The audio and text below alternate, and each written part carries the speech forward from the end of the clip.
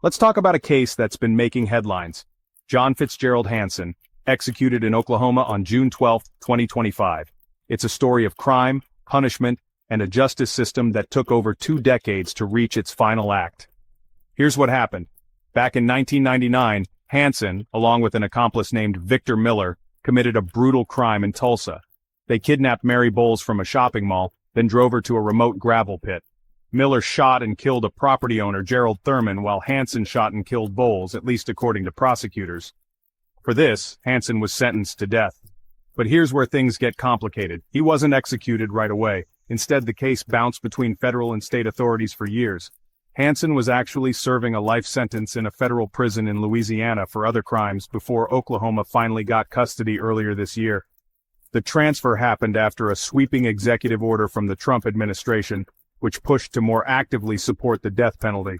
Oklahoma's attorney generals, both current and former, had actually been asking for Hanson's transfer for years, but it only happened after this policy change.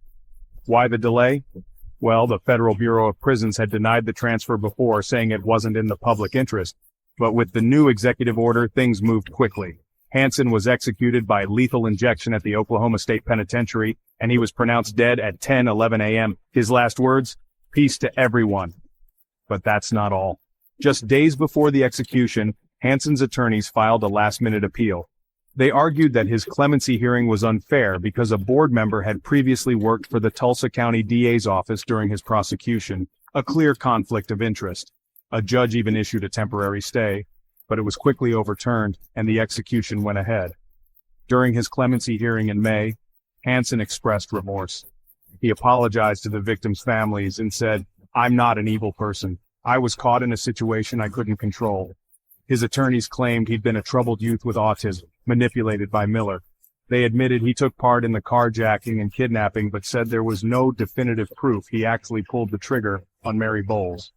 Meanwhile, Miller, his accomplice, got life without parole, and the families of the victims? They're left grieving, with Mary Bowles' niece calling the decades-long process an expensive and ridiculous exercise, and saying the death penalty doesn't work if it takes this long.